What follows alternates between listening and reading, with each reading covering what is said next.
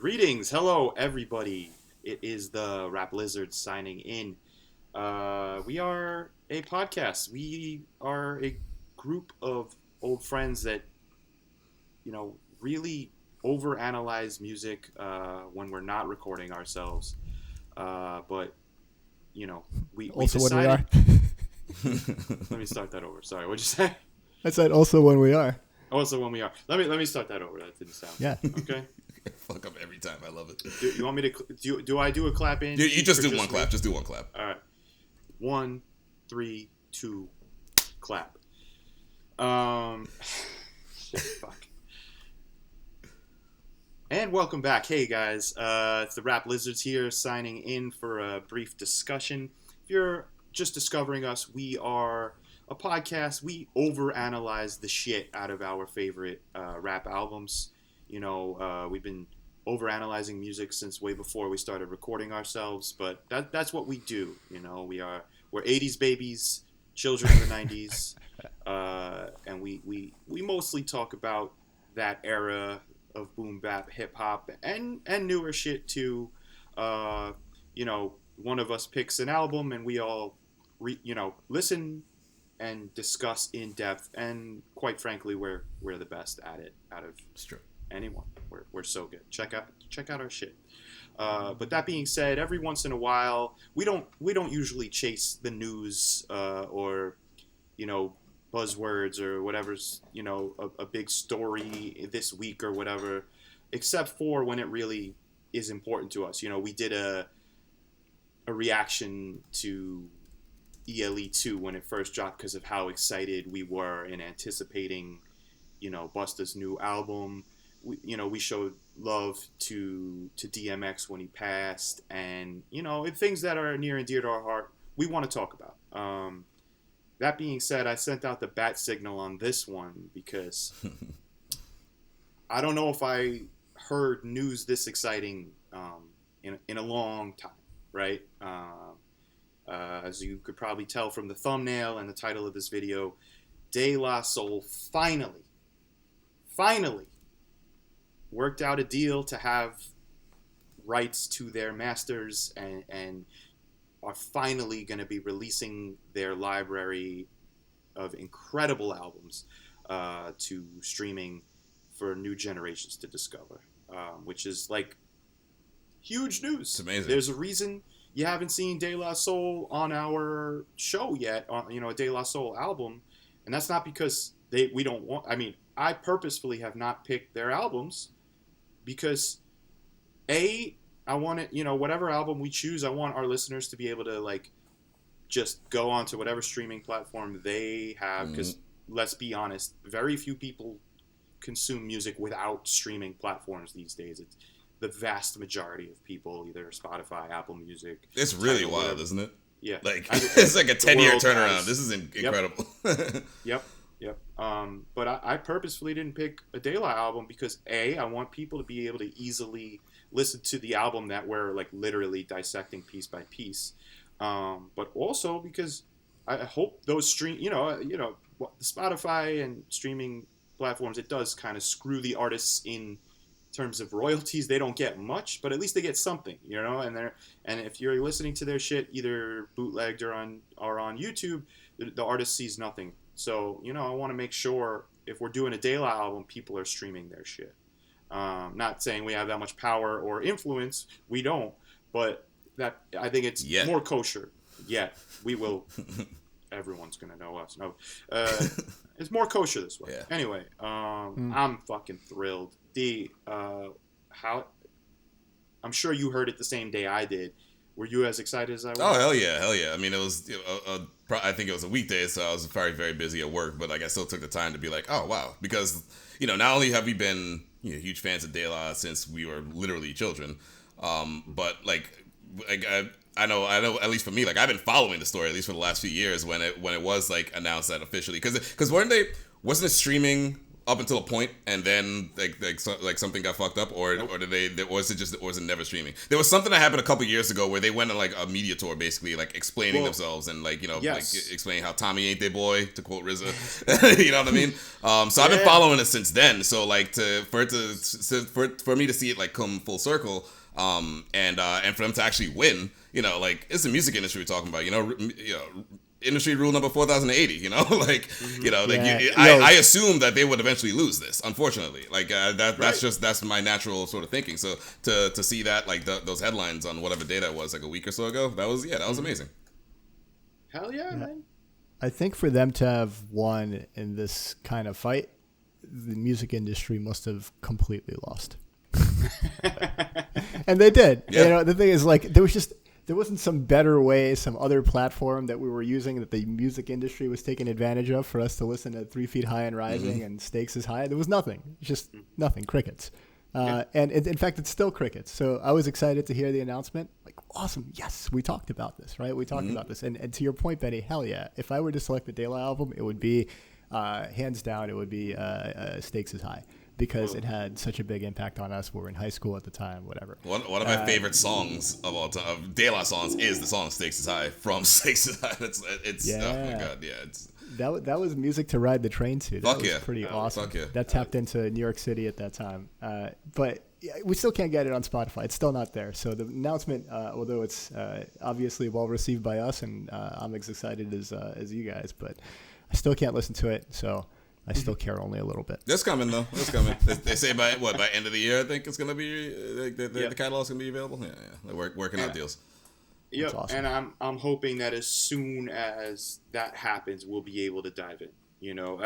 We're able to dive in right now. I was considering it, right? When we first started this show, I was like, how could we not talk about Stakes is High? How could we not talk about Balloon Mind State? How could we not talk about both AOIs? Like, how could I? So many, because there are some albums on Spotify. There are some like what you call it? Oh my god, Grind Date, yes. The Anonymous Nobody. There's some stuff for you to listen but to, not the bulk of their catalog like that. Right, and to a brief history. I'm not going to go too far in depth. If there is a great mini documentary on put out by Mass Appeal. On YouTube, you could find it about De La Soul's history and then the brick wall they hit when it came to streaming, which really we started learning about it because everyone's going, where the fuck is De La's catalog? But they've been dealing with this shit by Tommy Boy and not having the rights to their shit for a very, very long time. It's starting with their very first deal with Tommy Boy. If you look at like the fine print, like just as a lot of young artists, it's like, all right, forego that. We're about to be stars, whatever. And I'm sure that's what was going through their minds. But if you look at that deal, it is horrible, terrible for them. Yeah. And again, the peek behind the curtain of the industry wasn't really available to us until everyone got a voice and people were able to put out informational pieces like that on YouTube. And then they did also, there's a great interview with Sway where they really go in depth about everything. But the truth is, if you didn't have the CD, which I have all their CDs, so I was never hurting for De La music. I have their shit on my iPhone downloaded from my old collection, so I don't miss De La. It's the only way I've been listening to it, at least the last several years. Right? Yeah, I don't miss De La. Guys, I'll repeat that the only way that I got to listen to my favorite De La albums was from burning it from Benny's collection. With the skip to the end of each track? With the skips that I thought were part, it's just like a weird, whatever they're saying gets blended, in like a blender or gets, sucked into a black hole or something at the very end of the track. I thought that was part of it. I'm like, wow. Peeps are cool. It sounds dope. Some cool effects. It sounds dope. It's like, why is 36 Chambers have the same exact effect? And Midnight Marauders. I guess they all collaborated. The interesting thing about 36 Chambers is at the end of I think the first track they have that sound effect. So it doesn't. Anyway, we're getting way. That's what we do, baby. But look, before, when you just have the CD, when you have it burned to your collection or whatnot, which is how a lot of people name me got their music back then. I don't know about you guys. Yeah. No, it's true. Same. At least back then, you play it and then some kind of karma, gets like pushed through the universe to the artist, and like, you know, they're driving and like they get an extra second before, you know, some terrible accident or something. But nowadays, listening, you know, if you can't even listen to it at all, you know, they get no benefit. At least with Spotify, they get like the gratification of knowing that people are listening to it. You know, even if they're not accruing cosmic benefits. Right, and I've actually talked to some people. You know, you know, no one super famous, but I know, you know, I'm friends-ish with a member of a band who has a following, and he says that while Spotify does not pay in great numbers at all, streams help. It helps. Sure, because better than zero. It helps, and it helps when booking shows. It helps it, you know, it helps your numbers. It helps you be established. As stupid as we think it is, those numbers actually do mean something to a boardroom full of people who are making monetary decisions. That's the reality of it. So you kind of have to succumb to it. Right, and you know, all I'll say is I just am so fucking excited that there's like people, right? I think about someone like myself, right?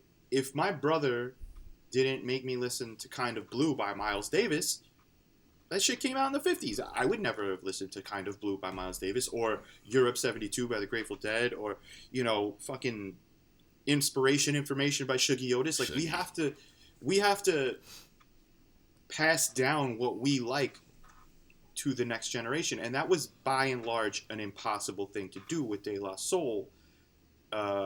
As, you know, you could go find their shit, but it would, you know, there's a few extra steps. And most people these days don't want to take a few extra steps. They want to open their app and click the button and press play. And that's, you know, the beauty of the streaming generation is we can do that, but we couldn't do it with De La. We could do it with their post Tommy Boy shit.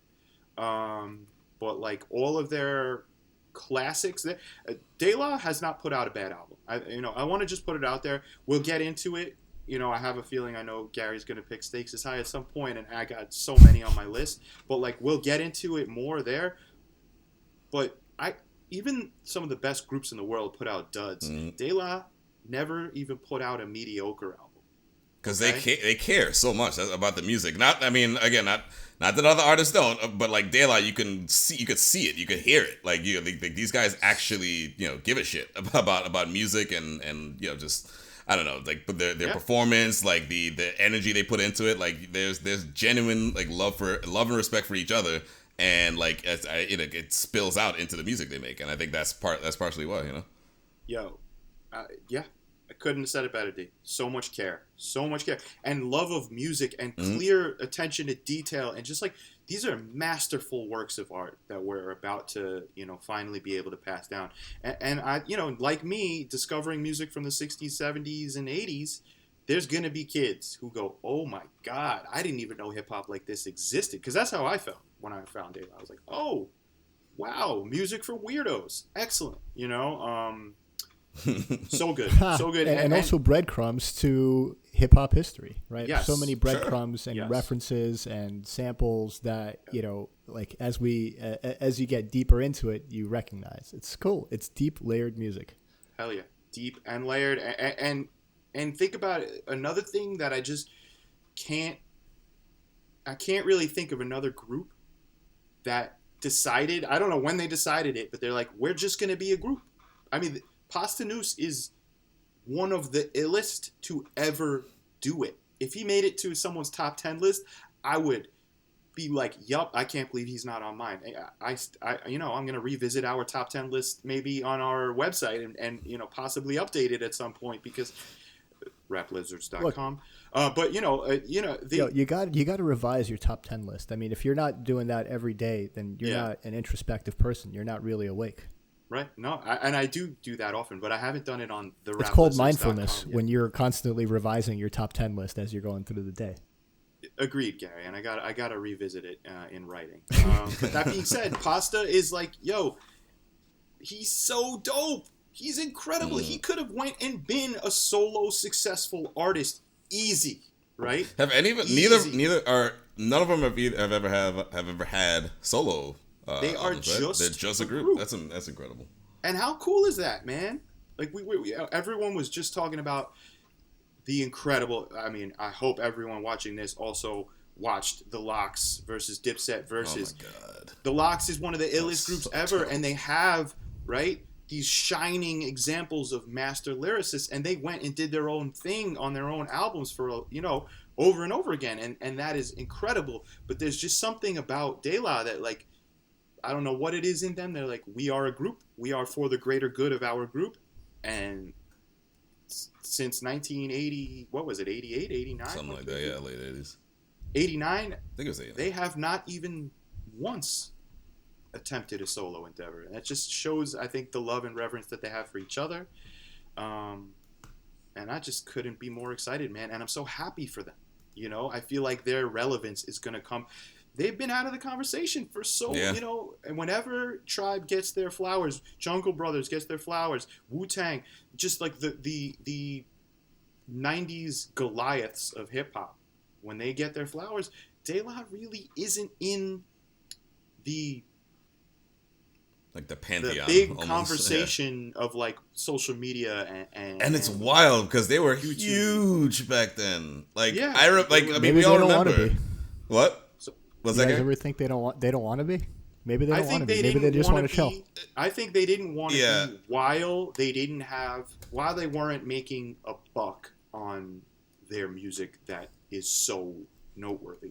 I think they purposefully kind of took a backseat and said, all right, we're going to wait this thing out and hopefully get the rights to our music because we're not hustling for someone else's paycheck.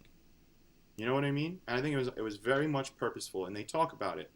You know, why would we do special editions, deluxe CDs? Why would we even be on board with this shit? Let our music sit until we get it back. Or if we don't, you know, go tour. They still tour. They still tour, yeah. They still tour. They still release new music. If you haven't heard And the Anonymous Nobody, their last album that they recorded, they got funds for that album with a GoFundMe. They didn't even have record label money. They're just like, you know what, fans, you want to hear a De La Soul album? Pay us. We'll hook you up. And it was great. It was fucking great. But, you know, I think they were purposefully not pushing their presence because they didn't want people streaming 3 Feet High and Rising and Stakes is High and all their classics without making any money on it, you know? So I'm very excited for them. I think we're going to see a lot more of them and hear a lot more from them. So, yeah, that's really what I wanted to do, just talk about how excited I am, and I think we are, right, guys? Fuck yeah. It's just Sunday morning, that's all. Yeah, it's a Sunday morning. I mean, that's about it for me. And you know, you guys have anything else to say on the matter? Yo, I don't understand that set of life choices, to be honest. Like, why not make your music available to people, even if you're not earning any money from it? I just don't get it. I think to wait and see what happens. Like, they're in the musician community. Peeps are dying left and right. Shit, life is not long. Maybe you gotta have. I mean, it's about pride and integrity too. Though, you know? Dude, I think they made the right choice. About they actually started. They started a boycott movement. Gary, they started a boycott movement. I agree. They were literally like, "Yo, fans, if Tommy Boy releases our CDs, don't buy them." Yeah, they really fought for this shit. It wasn't a passive. No, we're not going to do anything about it. They fought for it. But it also sounds like it's not. For a decade. It also sounds like it sounds like it's not that they wouldn't have been making any money on it. It sounds like the owners would have been making money on it. And why would they want that? Yeah, I would not want that. Putting artwork out for free? Yeah, I'll do that. Putting artwork, like artwork out there where someone else I have like a beef with is making money off of it? No. Yeah. I wouldn't want that. Yeah, for sure. Exactly. Like, as much as a fan, as much as I want to listen and, like, you know, whatever, it's like they're also human beings too, and like you gotta take their sort of mindsets, their feelings, and everything into account. And if they want to say fuck you, I'm not releasing music, that is 100% their right. And who the fuck am I to tell them, you know, no, don't do that. I need to hear this music. It's like, no.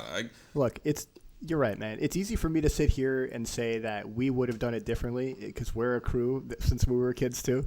But I like to, you know, we didn't make Stakes is High or 3 Feet High and Rising or any of these excellent albums that came later on and before.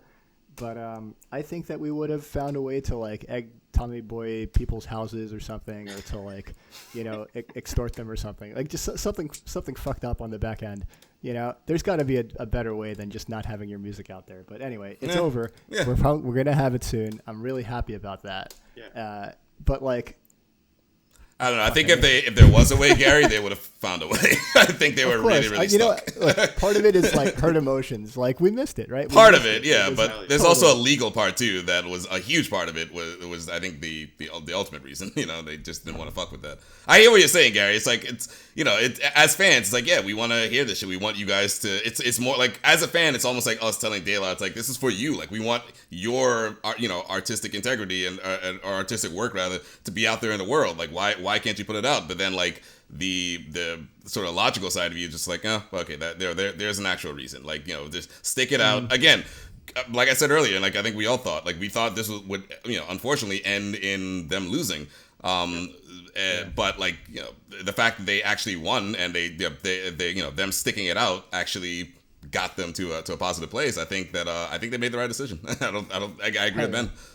Dude, didn't they do part of their like tour of like boycotting and like spreading the message of like, give us our shit back? Didn't they go on a cartoon recently? They went Teen Titans Go, I think, or either Teen Titans Go. I don't know the difference, but like, yeah, the entire episode was about. You got all right. If you haven't seen this, you have just go. It's like, it's either Teen Titans Go or Teen Titans Go, like Cartoon Network, and just search that and De La. Or De La Soul, and you'll find an episode. It's like 11 minutes long, and the entire thing is about how essentially how the record labels and music industry has fucked them over, and their sort of retaliation against them. But it's a kids cartoon, and there's like space and aliens and shit involved. It's dope. It's really nothing dope. to do with De La Soul, right? Has nothing to do with De La Soul. No, Gary. It's all about De La Soul. It's all about De La Soul. But the cartoon Teen Titans. Yeah. That's like DC. And like Superman's like nephew and shit. Yeah, and exactly. De La Soul. And they just show up. It's like when the Globetrotters ended up on a Scooby Doo episode or some shit. Exactly. Even that makes more sense. Exactly. At any rate, you know, it's huge. It's huge. People who never heard De La are about to hear them and get blown away. That's all I'm gonna say. We're psyched. We're pumped. Keep an eye out. Coming very, very, very soon. We recorded a while ago. We're a little slow in the releasing of things because we want to take time, make sure it's edited and refined, and we're not just throwing you the raw, like, unedited shit. Chunks. Because we want to make sure it's chunks. Like, we're Steely Dan in the studio. We want to make sure everything is perfect. But yeah, Iron Fist. But coming very soon, within the next week or so, 2 weeks, you're gonna see Fuji's The Score, and we went in on this one, classic album. So keep an eye out for that one, and more to come. Thanks for tuning in, and we just want to say, we cannot wait, and check our other shit out, man. Peace. Peace. Peace.